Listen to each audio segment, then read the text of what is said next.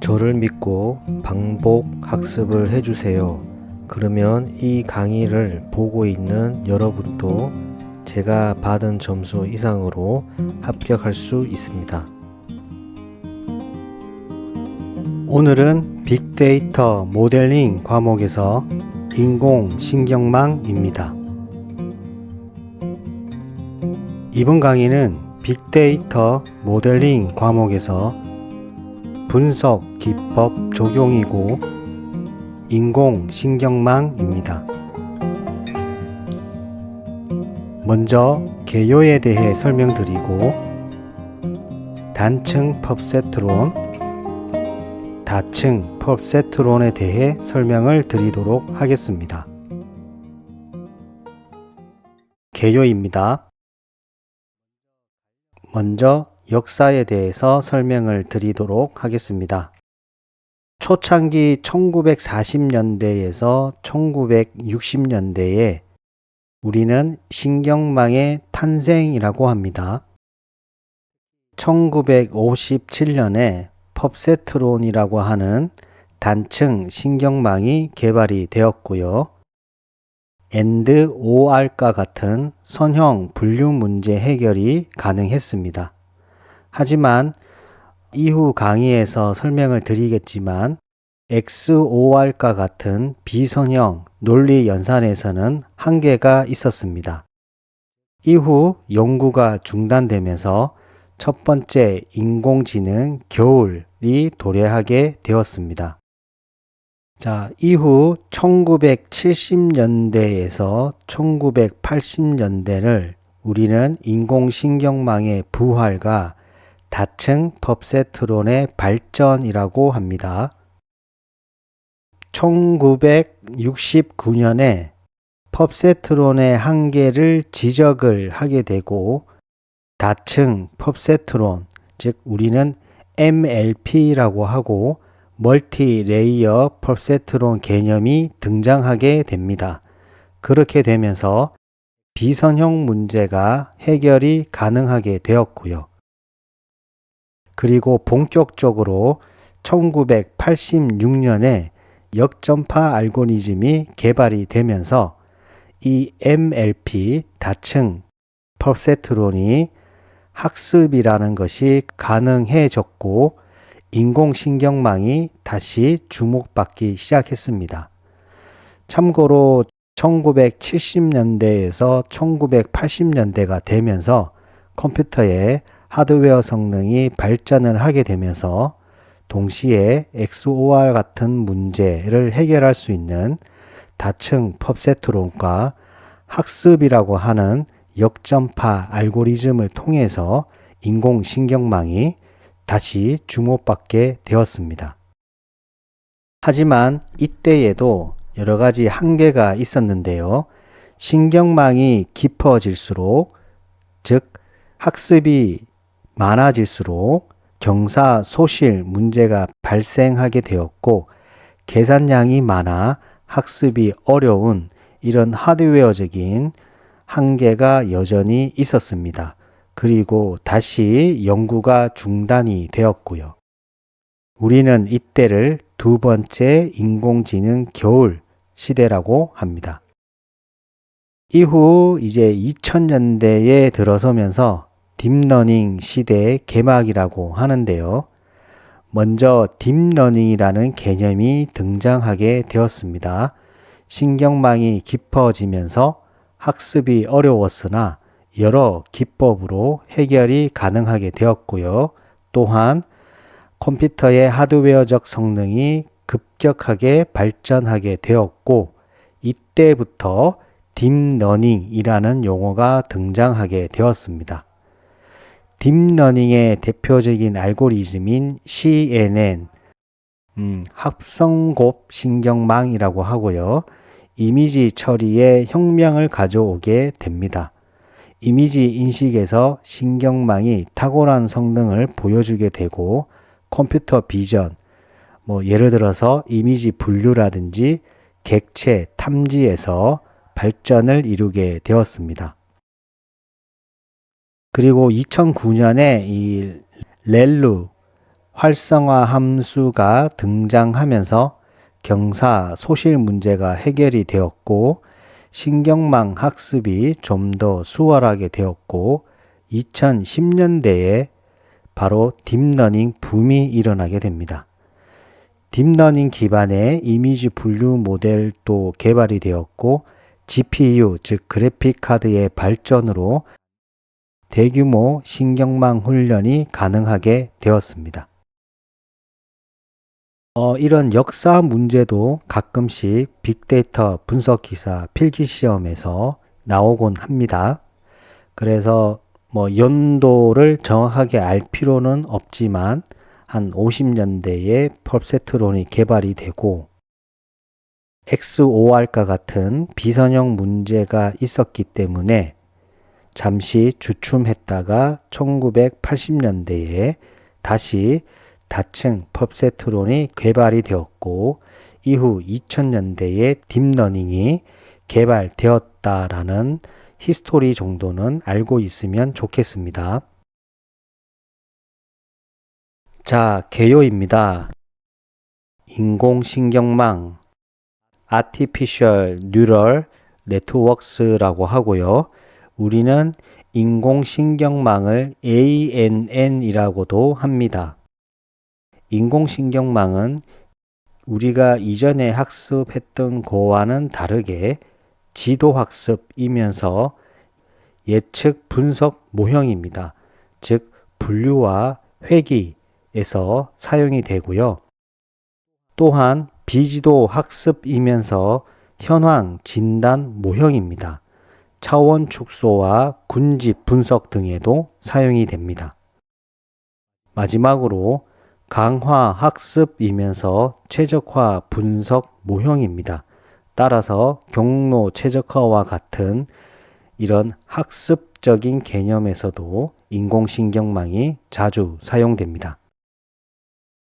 인공신경망은 뉴런이라는 기본 단위를 사용하여 입력 데이터를 처리를 하고 중요한 단어가 바로 학습을 하는 모델입니다.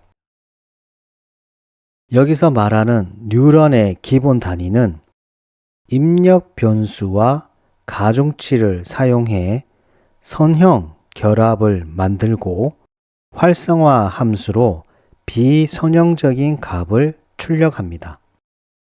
중요한 용어입니다. 이 뉴런의 기본 단위가 바로 단층 펍세트론이 됩니다.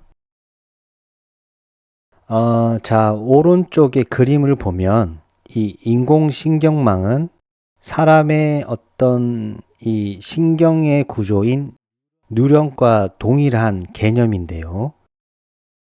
수상 돌기를 통해서 인풋이 전달이 되고 축삭 돌기를 통해서 어떤 연산을 하게 되고 우리는 축삭 끝 가지라고 하는데요.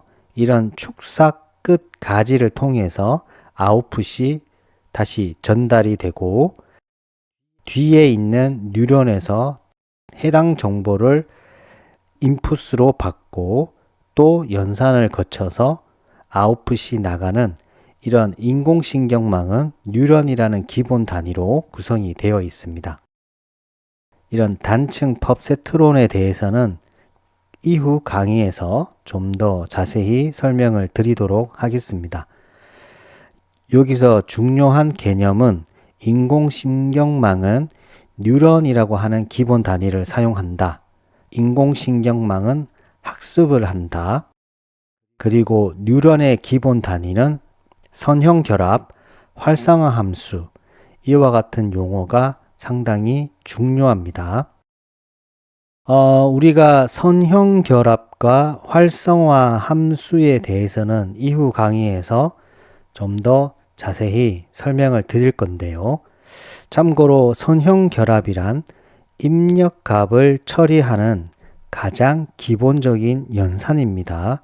이는 뉴런이 입력을 받아 가중치와 곱하고 편향을 더한 후 이를 활성화 함수에 전달하는 과정입니다.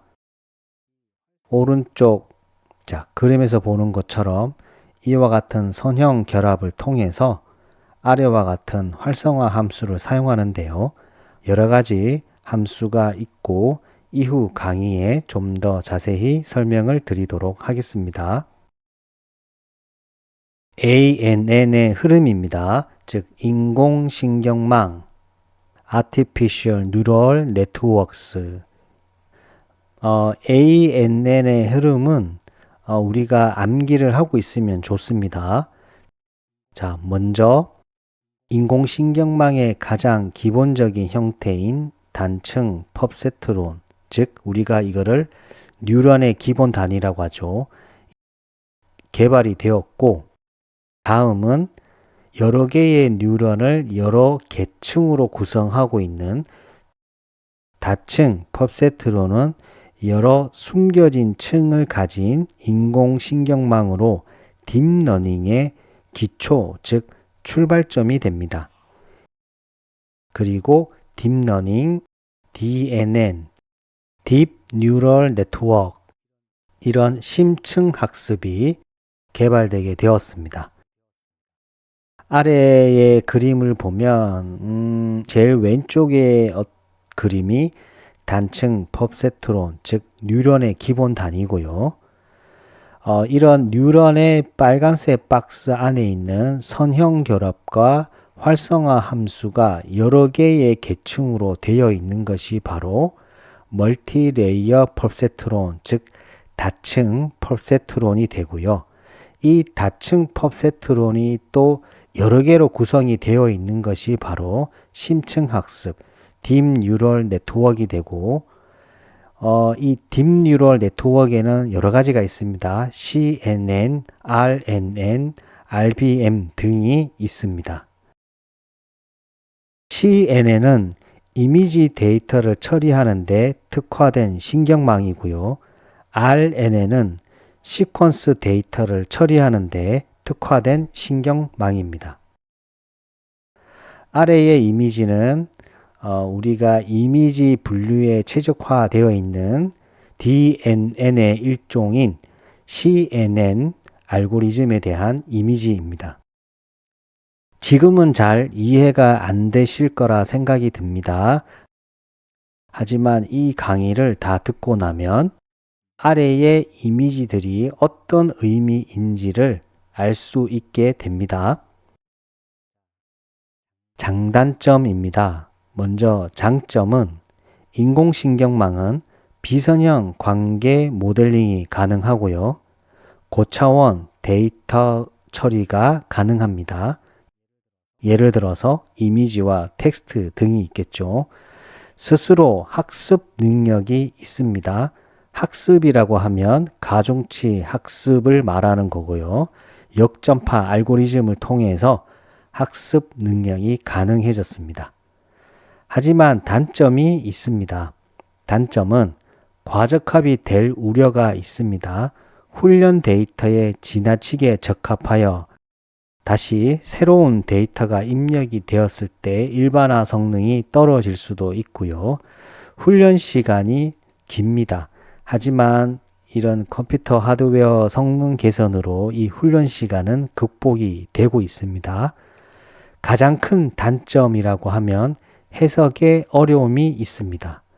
모델 내부의 구조가 복잡해서 우리가 데이터 분석가가 어떤 고객 혹은 보고를 받는 사람에게 이렇게 예측이 된 이유에 대해서 해석하기가 어렵습니다. 어떤 보고자에게 해석을 하기 위해서는 우리가 회귀 분석 혹은 로지스틱 회귀 분석 혹은 의사결정 나무를 사용하게 되고요.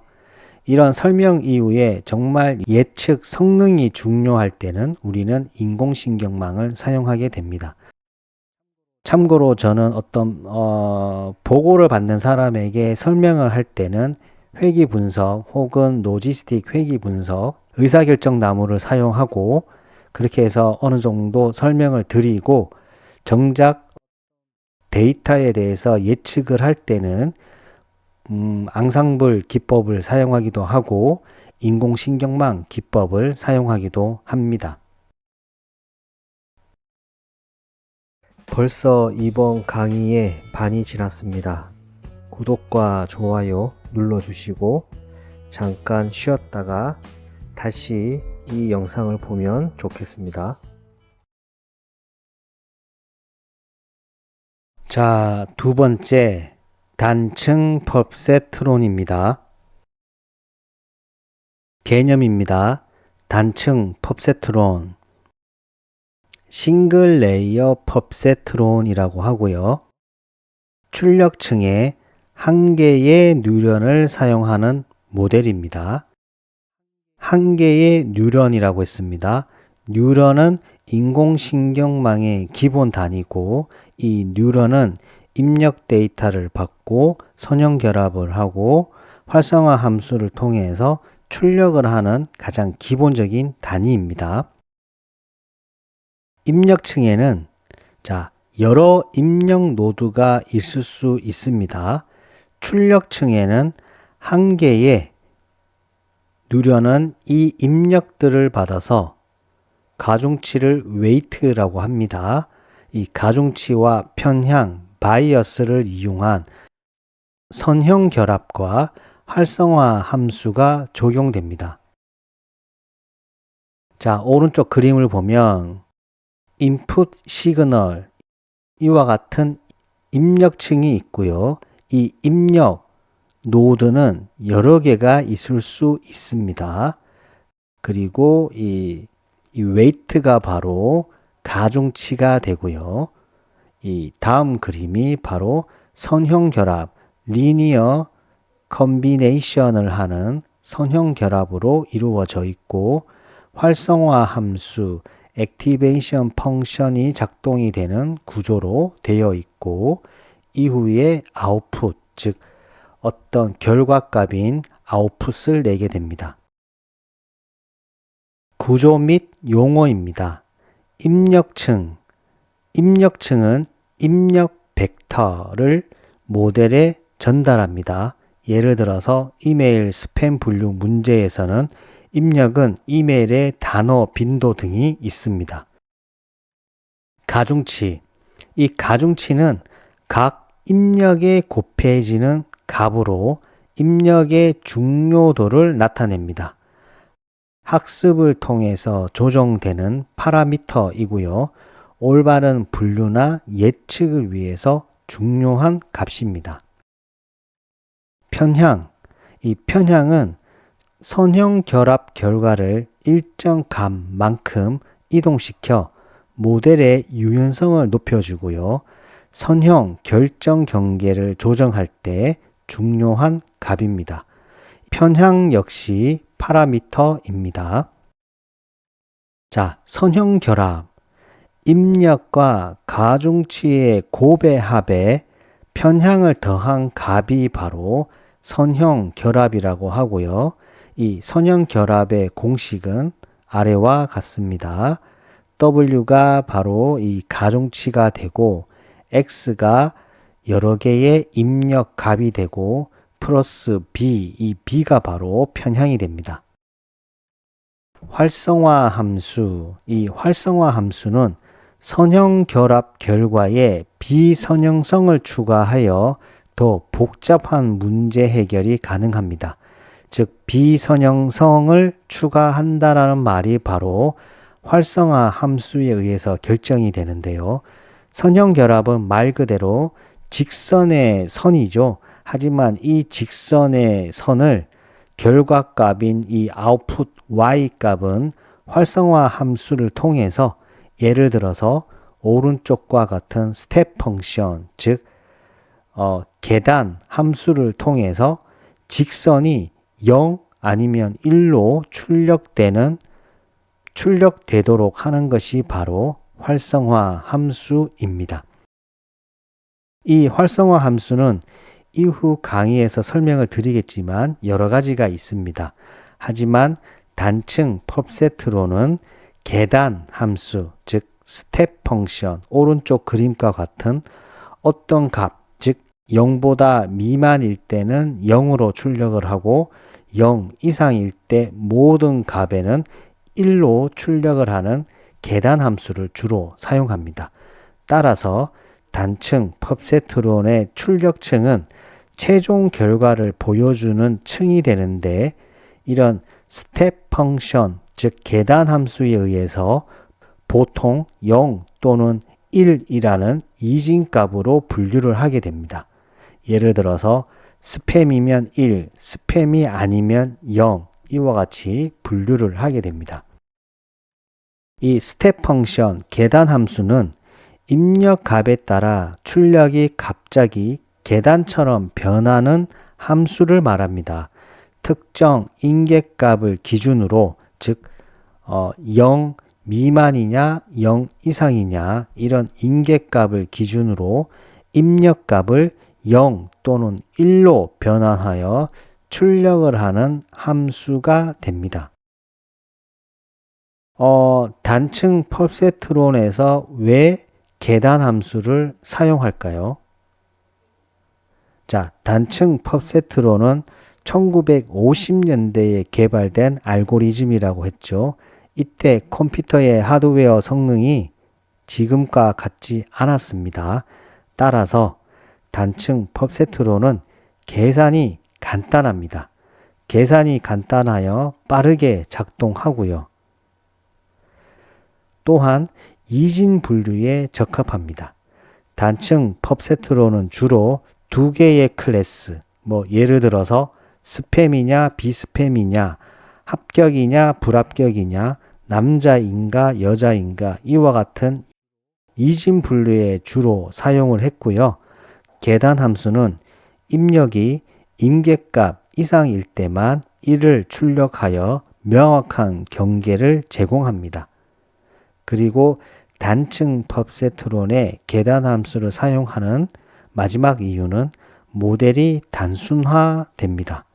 출력이 0 또는 1이기 때문에 결과 해석이 직관적이고요. 펍세트론의 목적이 활성화할지 말지를 결정하는 데 있어 이상적이었기 때문입니다. 단층 펍세트론은 한계가 분명히 있습니다. 선형 분리가 가능한 문제만 해결이 됩니다. 예를 들어서 AND OR과 같은 논리 연산에서는 사용이 가능하고요. 비선형적인 문제, 즉 XOR과 같은 문제는 해결이 불가능했습니다. 따라서 이 문제를 해결하기 위해서 다층 펍세트론이 개발이 되고요. 여기서 비선형이라는 말은 곡선 혹은 여러 개의 직선 또는 비선형 경계를 말합니다. 말이 참 어렵죠. 그래서 제가 오른쪽에서 보면 이게 이제 인공신경망 단층 펍세트론 강의에서 가장 많이 이렇게 활용이 되는 항목인데요. 논리 함수라는 게 있습니다. 이 논리 함수에는 AND, OR, XOR이 있습니다. 자, AND는 알고 계시죠? 입력이 A이고 입력이 B가 있습니다.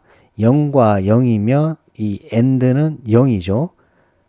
혹은 둘 중에 하나가 1이더라도 AND는 0이고 둘 다 1일 때만 AND는 1이 나옵니다.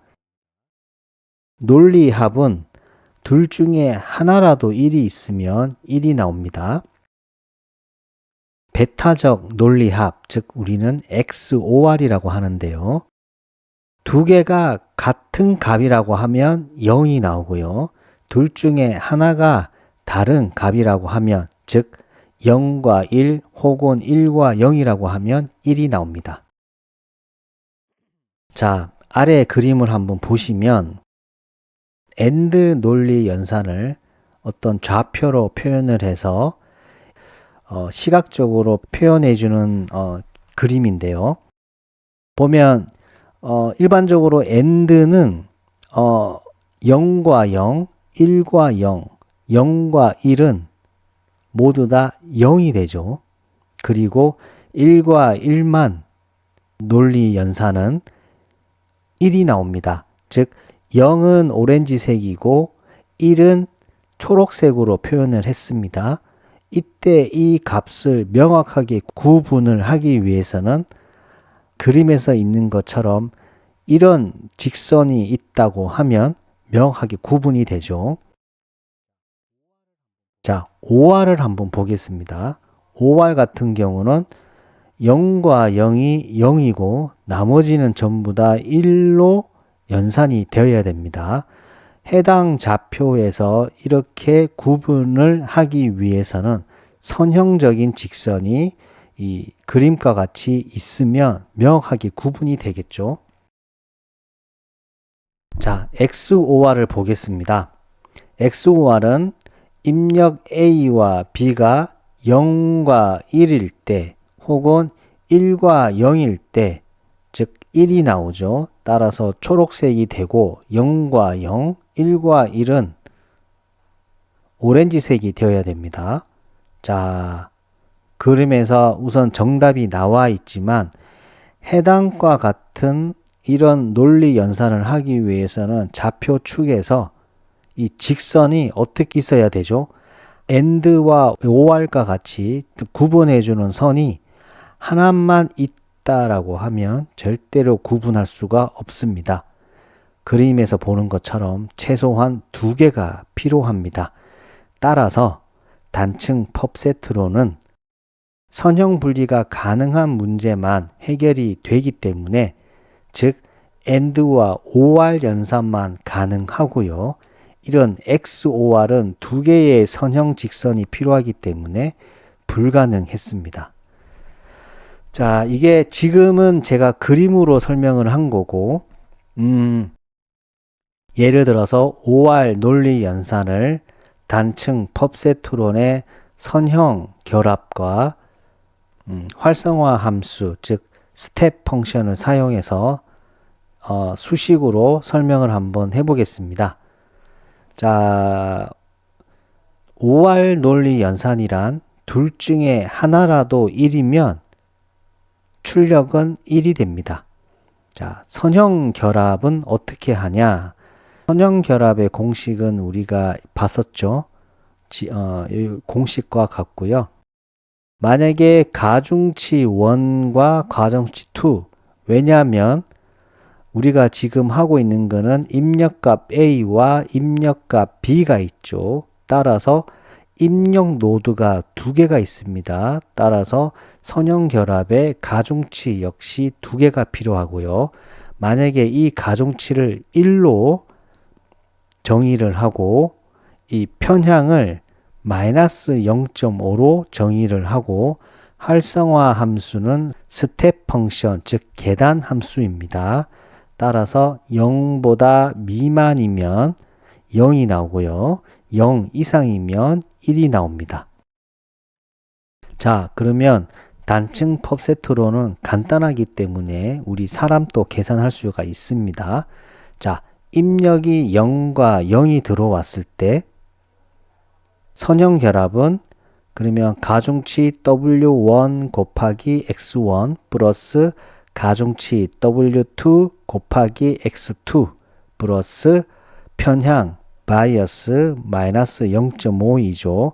즉 1 곱하기 0 플러스 1 곱하기 0 플러스 마이너스 0.5를 하게 되면 마이너스 0.5가 나옵니다. 그러면 스텝 펑션에 의해서 0이 나오고요. 그러면 오렌지색이 되겠죠. 자, 그러면 OR 연산이기 때문에 예를 들어서 입력값을 1,1을 한번 해보겠습니다. 선형 결합은 1 곱하기 1 플러스 1 곱하기 1 플러스 편향 마이너스 0.5죠. 계산을 하면 1.5가 나옵니다. 0 이상이기 때문에 1이 나오죠. 따라서 입력값이 0과 0일 때는 0이 나오고 0과 1일 때는 1이 나오고 1과 0일 때는 1이 나오고 1과 1일 때는 1이 나옵니다. 물론 여러분도 계산을 해보면 이 가중치와 이 편향은 여러 가지로 조절을 할 수가 있습니다. 그리고 이 논리 AND 논리 연산을 해보면 AND 논리 연산이란 둘 중에 하나라도 둘 다 1이면 출력은 1이 됩니다. 자, 선형결합을 할 때 각각 가중치를 1로 두고요. 바이어스, 편향을 마이너스 1.5로 하고 활성화 함수를 스텝 펑션으로 해보면 AND 논리 연산 값이 나옵니다. 오늘 하루도 수고하셨습니다. 반복과 학습은 필수입니다. 감사합니다.